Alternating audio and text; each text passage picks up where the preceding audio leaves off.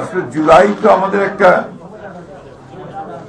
একটা আমি সবসময় যেটাকে মনে করি যে এটা আমাদের একেবারে বুকের একটা ভেতরের হৃদয়ের একটা সময়।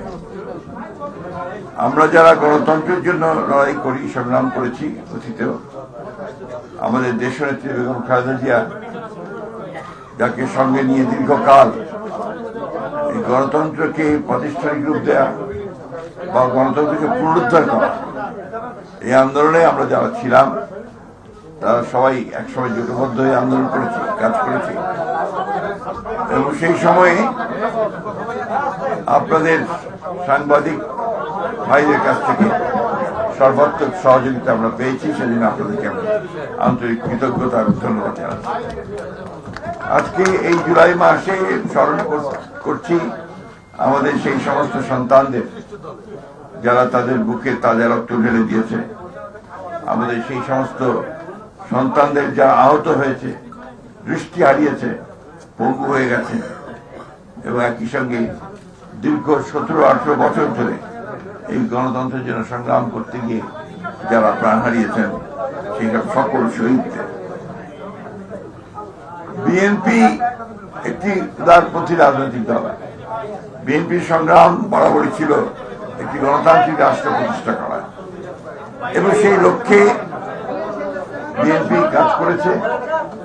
এবার আপনি জানেন যে 17-18 বছরে প্রায় 60 লক্ষ বিএনপি নেতাকর্মীর বিরুদ্ধে মিথ্যা মামলা হয়েছে। 1,35,000 মামলা হয়েছে, মিথ্যা মামলা। এই বিএনপি নেতাকর্মী, এমপি সহ, ইলিয়াস আলী আপনার নাম শুনেছে সবাই, জানেন প্রায় 1700 নেতাকর্মীকে গুম করা হয়েছে, 20,000-এর বেশি নেতাকর্মীকে হত্যা করা হয়েছে। দেশনেত্রী বেগম খালেদা জিয়া 5 তারিখ পর্যন্ত বন্দী অবস্থায় ছিলেন। আজকে প্রধানমন্ত্রী আমাদের নেতা তারেক রহমান, তিনি প্রায় 18 বছর নির্বাসিত হয়ে বিদেশে ছিলেন। এই বিষয়গুলো আপনাদের আমরা সবসময় মনে করতে চাই, কারণ মনে করলে আমাদের আন্দোলনটা যে কারণে ছিল, যে লক্ষ্য ছিল, যেখানে আমরা পৌঁছতে চাই, সেগুলো আমরা আরো ভালো করে চিন্তা করতে পারব। একটা দীর্ঘ সংগ্রাম, জুলাই, যেটা কিছুক্ষণ আগে কবি হাসান, আমাদের কবি শিকদার সাহেব বলেছেন, যেটা একটা আপনার অগ্নুৎপাতের মতো জুলাই মাসে সেটা উৎপাত হয়েছে, এবং যার ফলে আমরা একটা সুযোগ পেয়েছি। ফ্যাসিস্ট চলে গেছে, সুযোগ পেয়েছি একটা গণতান্ত্রিক রাষ্ট্র তৈরি করবার। ইন্টারিম গভর্নমেন্ট আমরাই দিয়েছি, অন্য কেউ দেয়নি। তো সেই ইন্টারিম গভর্নমেন্টের চেষ্টা করেছে তারা তাদের চিন্তা ভাবনার মধ্য দিয়ে এই দেশে একটা গণতান্ত্রিক পরিবেশ সৃষ্টি করবার, এবং একই সঙ্গে যে পরিবর্তনগুলো রাষ্ট্র মেরামতের জন্য, আপনার সংবিধান পরিবর্তনের জন্য, তার জন্য যে জুলাই সনদ যেটা আপনার ঘোষণা করা হয়েছে, সেই সনদ তৈরি করা সম্ভব হয়েছে। একটা ধারণা আছে যে জুলাই বলা হচ্ছে একটা মহল থেকে যে বিএনপি জুলাই সনদ পালন করছে না, এটাকে পুরোপুরি ভাবে একটা ভ্রান্ত ধারণা দেওয়ার চেষ্টা হচ্ছে। এটা আমি তীব্র প্রতিবাদ জানাই, কারণ বিএনপি হচ্ছে সেই দল যারা সংস্কারের মধ্য দিয়ে কিন্তু এগিয়ে গেছে। আপনি চিন্তা করেন, একদলের শাসন ব্যবস্থা থেকে বহুদলীয় গণতন্ত্রে নিয়ে এসছে কিন্তু দলের প্রতিষ্ঠাতা শহীদ president Zia Rahman, parliamentary form government নিয়ে এসে দেশের Khaleda Zia presidential form of government থেকে, তত্ত্বাবধায়ক সরকার আপনার এখানে সংবিধানের সন্নিবেশিত করেছে বিএনপি। সুতরাং যতগুলো আপনার মৌলিক কাজ, এই পরিবর্তনের সংস্কার করার যে কাজ, সে কাজগুলো বিএনপি করেছে। এটা হচ্ছে রাজনৈতিক ভাবে, অর্থনৈতিক ভাবে ভিএটি নিয়ে আসা, আপনার মুক্ত বাজার অর্থনীতিতে যাওয়া, প্রাইভেট সেক্টরকে সামনে নিয়ে আসা, এই কাজগুলো কিন্তু সবই আপনার বিএনপি করেছে। সুতরাং বিএনপি যে এখানে এক ভদ্র বলেছেন, এখানে বিএনপির টাস্কটা হচ্ছে এমন যে ধ্বংস হয়ে যাবে, ওখান থেকে বিএনপিকে আবার গড়ে তুলতে হবে। তাই করেছে বিএনপি। যতবার ধ্বংস হয়েছে, রাষ্ট্র ধ্বংস হয়েছে, রাজনীতি ধ্বংস হয়েছে, অর্থনীতি ধ্বংস হয়েছে, বিএনপি সেখান থেকে আবার তুলে ধরেছে।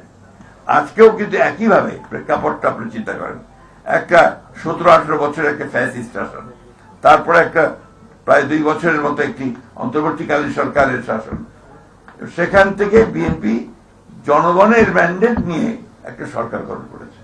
এমন না যে একটা জোর করে করে ক্ষমতা দখল করেছে, একটা পুরোপুরি একটা নির্বাচনের মধ্য দিয়ে এসছে। এবং যে জুলাই সনদের কথা বলা হচ্ছে আমরা সবাই জানি, একটু দয়া করে সবাই করে খুলে দেখবেন যে প্রতিটি পাতায় বলা হচ্ছে যে যে বিষয়গুলোতে একমত হবে না যে দলগুলো, যদি সেই দল কেউ নির্বাচিত হয়ে সরকার গঠন করে, তারা তাদের ইশতেহারে যেটা ছিল সেই অনুযায়ী তারা কাজ করবে। আপনি এখনই আনেন, খুলে দেখেন। তো সেই জায়গাগুলোকে ভুল বোঝানো হচ্ছে কেন যে বিএনপি জুলাই সনদ বাস্তবায়ন করতে চায় না, বিএনপি সরে যাচ্ছে, বিএনপি দূরে চলে যাচ্ছে। প্রবলেমটা তো অন্য জায়গায়। প্রবলেম হচ্ছে যে গণভোট, যেটা কথা বারবার বলা হচ্ছে, সেই গণভোটে যে 4টা কোশ্চেন ছিল, সেই 4টা কোশ্চেনের মধ্যে 3টা কোশ্চেন তো আমরা একমত ছিলাম, কিন্তু একটা প্রশ্ন, যে প্রশ্নটা আমাদের সেই কমিশন, আপনার সংবিধান সংস্কার কমিশন, তারা কারোর সঙ্গে পরামর্শ না করেই, আমাদের রাজনৈতিক দলগুলি স্টেক হোল্ডার যাচ্ছে, তাদের সঙ্গে কোনো পরামর্শ না করে তারা এটা চাপিয়ে দিয়েছেন। এই যে বিষয়টা, এটা তো আমি, আপনার মনে আছে, আপনাদের মনে থাকবে, আমি তখনই স্টেটমেন্ট দিয়েছিলাম, এটা একটা জাতির সঙ্গে প্রতারণা করা হয়েছে। এই জিনিসটা কিন্তু আমরা অনেকেই ভুলে যাচ্ছি, আমরা কখনোই সেটা মেনে নিই। আমরা বারবার বলেছি যে আমরা এইখানে একমত নই, ওইভাবেই ডিরেকশনটা হয়েছে, সেইভাবেই তো ম্যানিফেস্টো দিয়েছি আমরা, সেইভাবেই তো জনগণ আমাদেরকে ভোট দিয়েছে, দিয়ে আমরা সরকারে এসেছি।